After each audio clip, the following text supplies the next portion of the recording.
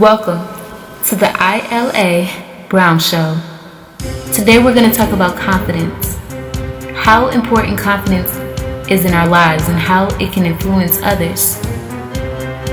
Today the fellas are going to break that down. They're going to talk about who influenced them to be who they are and what it takes to have confidence to be in a relationship. Tune in every Wednesday at 7 p.m.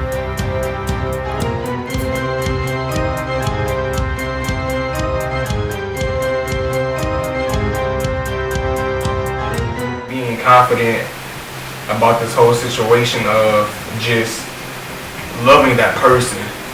And if you love that person, you always should feel confident if you trust that person. There's no point of not having no type of confidence if you're with that person whatsoever. Being in a relationship is just somebody supporting your goals. If y'all, I want to say, if we support each other and if I got something in mind and I'm trying to accomplish something, just support. You know, support is, it can go so far, just having my back. And, you know, that's all the confidence I need. Encouragement. Exactly. I agree. Like even edification sometimes is nice. Like, you know, most dudes, they think we want our ego stroked all the time. And it's not that we want you to come in and be like, oh baby, you just the best man ever had man fight. It ain't that. It's just, you know, acknowledge the little things. Yeah, acknowledge, not even the fact that, oh, I took the garbage out today, or I did the dishes today, or I vacuumed while you was gone. It's more so like a, you know what, I just appreciate that, you know, when I come back, or you're here to listen to me. Or I appreciate that, you know, sometimes when I come home, you already bought food for me. Like that just means the world. I don't have to think about that kind of stuff. Like a meal go a long way. Man, bruh. A meal go a long way. Especially a good meal. Oh, right. You know? Y'all have a real connection with, you know, that's what confident means to me. Y'all just on the same page on a lot of things. You listen, you talk whenever you have a problem. You know, just be who y'all are. And you able to show appreciation without feeling like you bigging somebody's head up. Like, don't feel like you bigging my head up or making my head like too big or too cocky.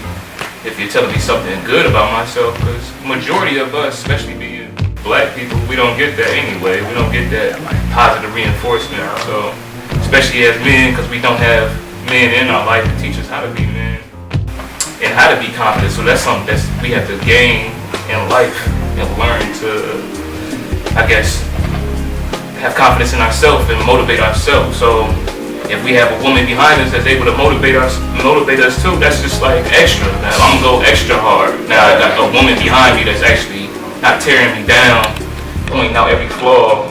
She's actually giving me some positive reinforcement, just like you should do your kids. Yeah. Like even think about like even as a man in general, like where do you go to get a pick me up as a guy? You know what I mean? You don't get that. And a lot of women feel like, oh, we all play that video game all day long, right? But when you in that game, you talking to your boys, man, you was cold with that one, bro. Man, good looking with that, bro. That kill you did on Call of Duty, bro. Oh, I didn't even see you and you had my back. It's instant gratification. A positive woman behind a man that's able to increase his abilities, shift his mind is power because she can help keep the man motivated, strong, and to remain walking in confidence. Next coming up is a group of brothers who had a moment and understanding what it means to be confident. Love your brother. Understand him.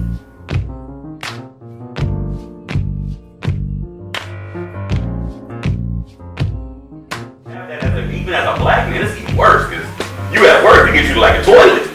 You know what I mean? You come home, you get treated like a toilet again, and you gotta wake up and then rinse, lather, repeat all over. It's like, a lot of times we feel like when we bigging up each other, like a lot of black men feel like that's being soft. No, you bigging up your brother. Yeah. You know, like it's nothing wrong with me telling you I see your change in your life and I see it and you know, like good job. Yeah, you acknowledge that, like, bro, look, I'm proud of you, man. You doing you right now. Yeah. But that's, people think that, oh, that's gay, man. You go here telling that dude he doing good. Like, what you mean? We need that in our community anymore anyway. Like, cause we call each other bro and all of that, but at the end of the day, like, how often do you really see like people you grew up with or people you went to school with really take time to say, hey, I see you out here, keep doing you? Like, you don't get that.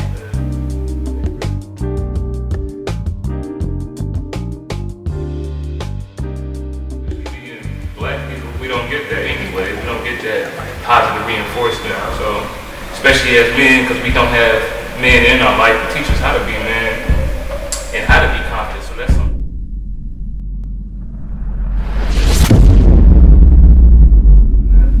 Probably I, wish that I did have in my life was, I had that factor of not having a father, So it was, kind of tough for my mom to just raise two boys, two black boys at that, in the middle of Detroit.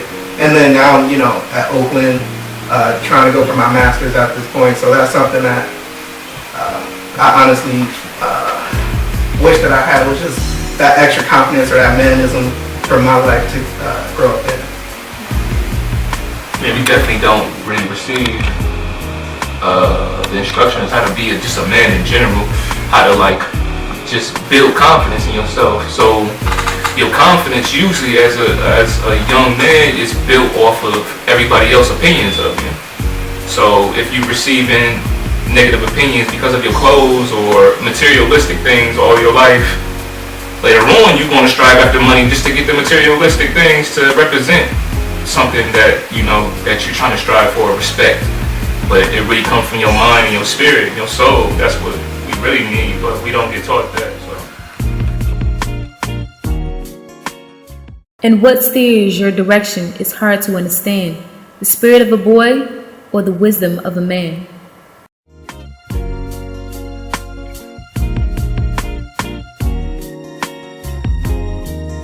I seek to do different and be different out of what I normally see on a daily basis just growing up in Detroit.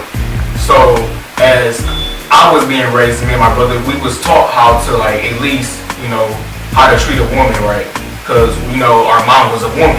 And so she would show us. And now, nowadays even I can't say, oh, I'm about to go into this relationship and be the perfect guy like my mom taught me. We still got our flaws because we grow as we grow, us men grow that we, like my man Juwan said, how we haven't had the tools to actually be a man. So we actually, you must be experienced. Right, keep getting it right. Right, exactly. It's every time we see a flaw and we fail from this person and treating us wrong, we grow. We as we should grow. We shouldn't stay and be stuck in that same mold. And you see us doing bad, going to the next relationship or just being in that relationship.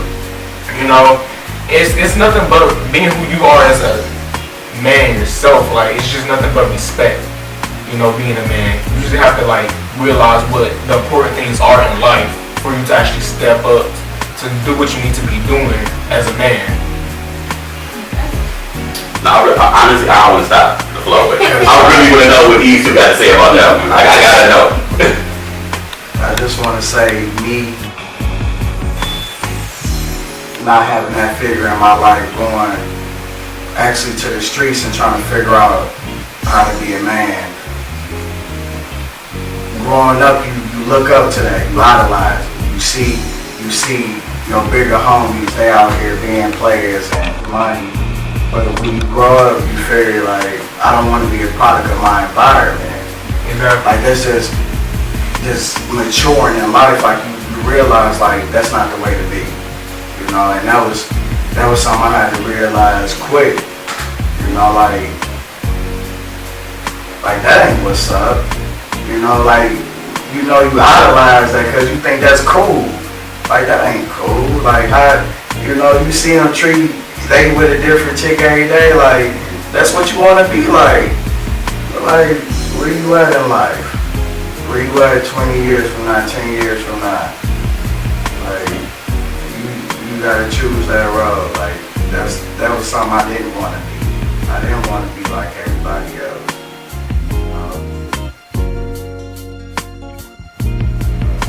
I always told my kids, to work for what you want. let nobody stop from doing what you really want to do. Put your heart into it. And that's my basis of how I did when I was coming up with rhymes and stuff, you know. It's the need of wanting something, you know. Wanting to be something. Put your heart into it, your soul into it.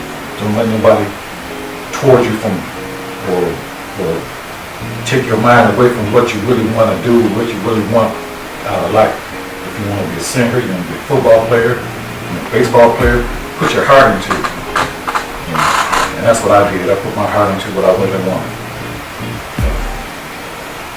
Right, and to chime off of that, you know, don't get me wrong, like as me and my brother was growing up, we did have like a few type of father figures in our life, and it's like I look up to my grandfather a lot. Like I see what he has, and I want to do better, as he told us plenty of times. And as I work, you know, in plants and other places, and even if I go back to Detroit just to see my cousins, I always have those type of people in general, just to do better. You don't want this, you know.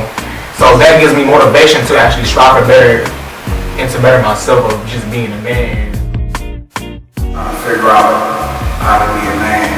Growing up, you look up to that, you idolize. You see your bigger homies, they out here being players and getting money. But when you grow up, you figure like, I don't want to be a product of my environment.